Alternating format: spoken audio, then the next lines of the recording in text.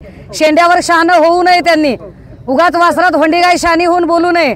त्यांच्या अधिकार कक्षा अत्यंत छोट्या आहेत। एखाद्या बाईचा आबरूचं मातेर करायला येते काय ती इथं?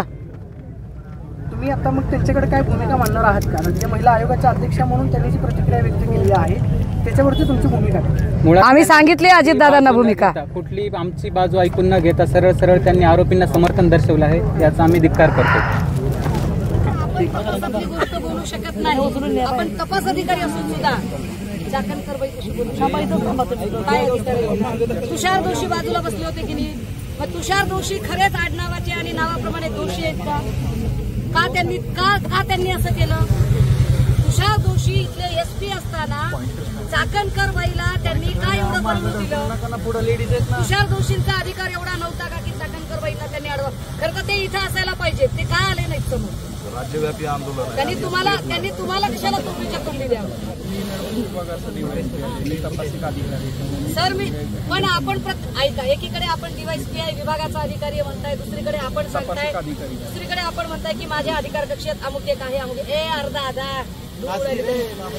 दुसरीकडे आपण म्हणताय की नाही माझ्या अधिकार कक्षेत ही बाब नाही, माझ्या अधिकार कक्षेत ती बाब नाही। मग अधिकार कक्षेत कुणाच्या बाब आहे? आम्ही वाटलं असं 2 दिवस थांबतो व्हायचं, आता याच्या पुढे काय बोलायचं? सर, अंशुमन धुमाळ जो इमिजिएट ऑफिसर आहे, डॉक्टर अंशुमन, मेडिकल सुप्रिंट MS आहे, या डॉक्टर अंशुमन धुमाळला अजूनही त्याच्यावर आरोपपत्र का दाखल झालं नाही? डीवायएसपी राहुल धसवर का बरं आरोपपत्र दाखल झालं नाही? डीवायएसपी राहुल धस, जायपात्रे आणि पाटील याला डिपार्टमेंट वाचवतंय का? आणि जर डिपार्टमेंट वाचवत असेल तर डिपार्टमेंटने केलेल्या तपासावर आम्ही कसा काय विश्वास ठेवायचा? तुम्ही ज्या पद्धतीने वातावरण विनाकारण, सर मी कालही म्हटलं की मी शांतपणे येते आणि शांतपणे जाते, तुम्हाला गरजच नाही सर 1,500-2 हजार पोलिस तिथं थांबवायची।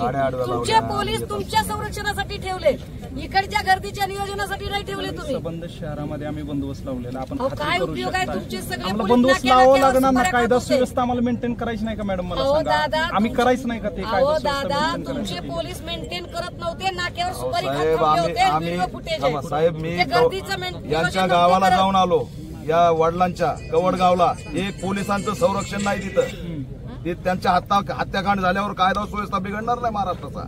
आज त्यांना एकही संरक्षण नाही, कसे आले? DySP Rahul Dhas, MS Anshuman Dhumal, API Jaypatre, PSI Patil आणि 2 P सुनील महाडिक, 1 आणि 2 P शिंदे आणि नागटे, या लोकांवर आरोपपत्र दाखल होणं गरजेचं। ते आरोपपत्र तुम्ही कधी दाखल करणार, कसं दाखल करणार? तुमच्या अधिकार कक्षेत नाही तर तुम्ही कसे तपास अधिकारी सर? मॅडम मी तपासावरच्या ह्या गोष्टी आपल्याला या स्टेजमध्ये सांगू शकत नाही। आपण दिलेलं निवेदन मी घेतोय आणि या भावाचं जे म्हणणं आहे की हातावरची जे हँडरायटिंग आहे ती तिची नाही, त्या अनुषंगाने ते हत्येचं प्रकरण आहे का, या दिशेने सुद्धा आपण सखोल चौकशी केली। जे 4 पानाचा खुलासा जो दिलाय त्यात तिने सरळ सरळ सुसाईड नोट सारखंच मेन्शन केलंय की यातून जर माझ्या जीवाला बरं वाईट झालं तर यास पोलीस प्रशासन जबाबदार राहील, आणि त्या पोलीस प्रशासनामध्ये कोणते अधिकारी जबाबदार राहतील तिने पूर्ण खुलासामध्ये सर्वांची नावं लिहिली।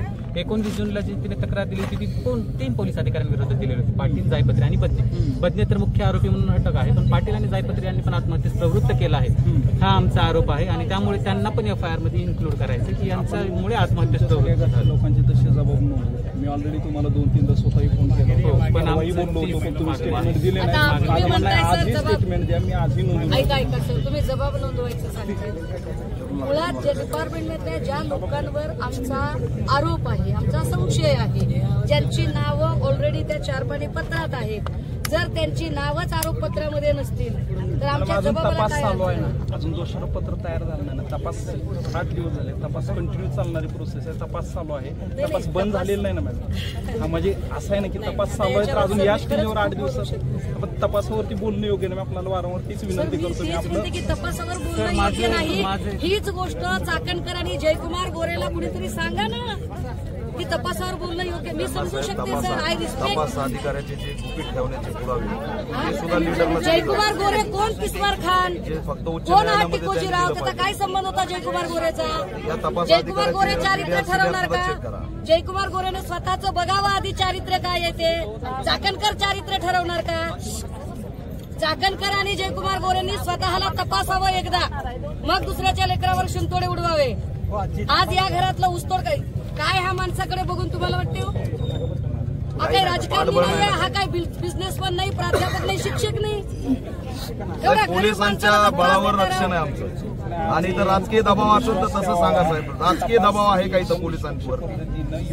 आणि हॉस्पिटलचा DVR हॉटेलचा जो CCTV फुटेज आहे तो DVR जप्त केला असं सांगितलं होतं. मग त्या मालकांनी प्रेस कॉन्फरन्स घेऊन फुटेज कसं काय बाहेर काढलं? त्याचं मी उत्तर ऑलरेडी आपण तुमच्या ज्या शंका आहेत कुटुंबियाच्या तपासासंदर्भातल्या त्या मला इथे पब्लिकली डिस्कस करता येणार नाही. परवा जशी आपण तुमच्या कुटुंबियांसोबत चर्चा केली, आपण 4-5 लोकांनी परत मी तुमच्या सगळ्या प्रश्नांची उत्तरं देतो. तुम्हाला ते जाणून घेण्याचा हक्क आहे, पण मी पब्लिकली नाही सांगू शकतो. मॅडम मी त्यांना निश्चित यापूर्वी सांगितलेलं आहे, त्यांना विचार मान्य मला मान्य की आपण पब्लिकली सांगू शकत नाही. सर, आपण तुषार दोषींपेक्षा पदाने सुद्धा आपण असून आपल्याला हे सगळं भान आहे.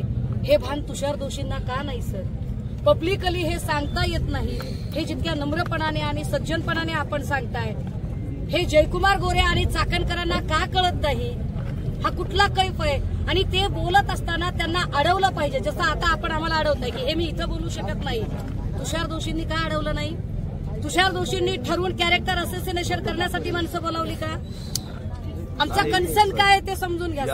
आम्हाला तुमच्या कुठल्याही पॉलिटिकल भानगडीत पडायचं नाही, आम्हाला तुमच्या कुठल्याही त्या रस्सीखेचमध्ये पडायचं नाही. आमचा कन्सर्न एवढाच आहे की चौकशीच्या कक्षेत 6 नावं आणा आणि त्या लेकराच्या चारित्र्यावर जे शिंतोडे उडवायचा प्रयत्न केला त्यांच्याबद्दल तुमच्याकडून काय तुम्ही ऍटलिस्ट तुम्ही त्यांना इथून नोटीस करूच शकाल.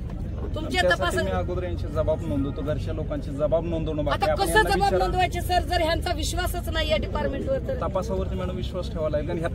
डॉक्युमेंट कोर्टमध्ये जाणार. 6 माणसं तुमची मोकाट सुटलेली आहेत. सुनील महाडिक मोकाट आहे, जयपात्रे मोकाट आहे. त्या पाटीलचं नाव आता मर्डर केसमध्ये घेतलंय का बाईने? 3 बायकांनी नाव घेतलं. घरच्या लोकांचे जबाब नोंदवताना अजून जबाबच झाले नाही. विचार आम्ही किती वेळा संपर्क केला. दुर्दैव असं जबाब नोंदवावे लागतील ना. दुर्दैव असं आहे की या केस संदर्भात जर इथं शहरात उत्तर प्रश्नाची नावाची जर सभा होत असेल, प्रेस होत असेल, तर त्याच्यावर कंट्रोल आला पाहिजे की नाही? त्याला स्टेज, त्याला माईक, त्याला संरक्षण नाही. आम्ही त्यांना आरोपी म्हटलं नाही, त्यांना स्वतःला जर आरोपी वाटत असेल तर त्यांचा प्रश्न. कुणालाही त्यांना वाटतंय की ते स्वतः आरोपी आहेत, तर आम्ही काही करू शकत नाही. आपण निवेदन घेतो आपलं आणि याप्रमाणे मी घरच्या लोकांचे स्टेटमेंट रेकॉर्ड करतो आणि पुढील तपास व्यवस्थित करतो. चाकणकरचं काय करणार? तो माझ्या अधिकारातला विषय. गोरेचं काय करणार? आपण सांगितलेल्या ह्या प्रत्येक मुद्द्यांवरती मी कायदेशीर बाबी तपासून पुढचा तपास करतो. त्या अनुषंगाने जी करण्याची कार्यवाही आहे ते मी करतो. मॅडम ही आपल्याला मी टाइम बाउंड सांगू शकत नाही, कारण ह्या गोष्टींची मला कायदेशीर प्रक्रिया पूर्ण करायची नाही. वर्ष नाही ना, कोर्टाच्या तपासाला मर्यादा आहेत ना. 60-90 दिवसांच्या मर्यादा आहेत ना तपासाच्या. शिक्षा होईल असं नाही होणार. 2.5 महिन्यात शिक्षा करा आणि फास्ट ट्रॅक कोर्टात जाईल. फास्ट ट्रॅक कोर्टासाठी कोर्टाला पत्र आम्ही तुम्हालाही सांगितलं. कळल्यानंतर पट्टणवासियांना जो त्रास झालाय, जे पोलीस डिपार्टमेंटकडनं सहकार्य मिळायला पाहिजे ते सहकार्य मिळत नाही. असे अनेक लोक इथं येऊन सकाळपासून त्यांना सगळे पुरावे निश्चित दाखवले. तर मग हे असं का? प्रशासन जर तुम्ही डिपार्टमेंट इथं सहकार्य केलं तर हे लोक आज अंधारताईपर्यंत आले नसती. मग नेमकं काय प्रॉब्लेम आहे? का सहकार्य भेटत नाही? का गुन्हे दाखल करून घेत नाही? का FIR दाखल करून घेत नाही? का अंधारताईपर्यंत यायची वेळ आली या लोकांना? सगळे पलटण मधले रहिवासी सगळे लोक आहेत. आपल्याला याबद्दल काहीच वाटत नाही का सर? की अख्ख्या पलटण मधले लोक वेगवेगळ्या लिगलच्या संबंधाने त्यांच्या असणाऱ्या अडचणी इतक्या पब्लिक झाल्या, इतक्या वाईट पद्धतीने त्याच्या चर्चा झाल्या की पलटण पोलीस स्टेशन अक्षरशः छळछावणी आहे. याच्या संबंधाने थेट पुरावे उभे केले सर, माणसं उभी केली. तरीही आपल्याला असं वाटत नाही सर की हे पोलीस अधिकारी बदलण्याची गरज आहे.